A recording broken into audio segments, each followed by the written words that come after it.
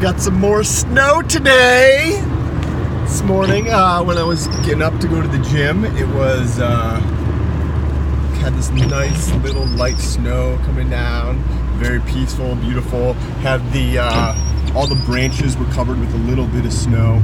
That's not what I wanted to talk about today. Today, I wanted to talk about being alone, and that doesn't necessarily mean physical, but taking the time. So for me, it's been so tremendously beneficial to be by myself. Even if I'm around other people, I'm in my own world, which I think is a good thing. I know it sounds crazy according to probably a lot of the views out there, but when you're by yourself, one of the questions that I always ask myself is how I can live like a more meaningful, purposeful, or fulfilling life. And that doesn't necessarily mean like I'm gonna go, to Africa and build like schools. It's teach their own. It just means that what is meaningful to me? What do I want? A passionate, loving relationship every single day where I'm excited to see my girlfriend? Yeah. So what do I need to do? How do I need to act? What are the things that I need to think about to put myself in that position?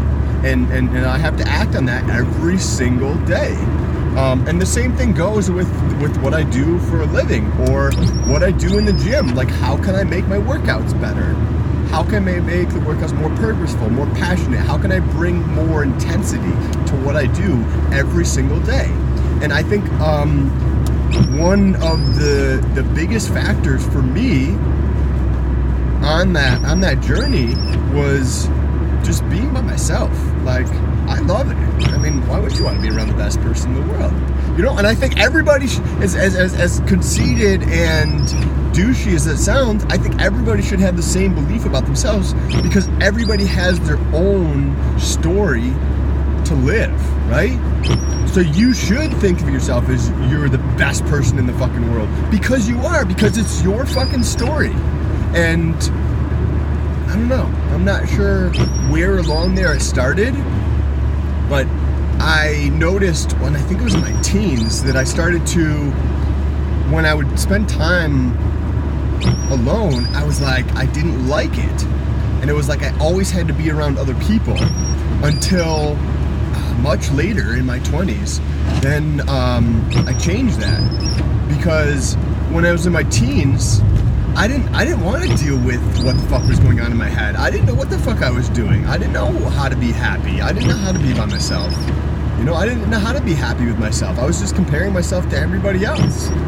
And when I started being by myself, it was so tremendously enlightening in terms of what I want out of life and what makes me happy and what makes me fulfilled, and embracing that. It was just very, very valuable to me to ask myself those questions. What type of relationship do you want? So like, try it, and I have empathy to understand if you have a family and you have kids and wife and et cetera, et cetera, et cetera. But like, all those times you waste on your phone throughout the day, maybe put your phone away and then ask yourself some questions like, what type of relationships do you want? Like, intimate or with friends? And what type of work environment do you want to be in? Where do you want to live? What type of like environment do you want to have when you're at home?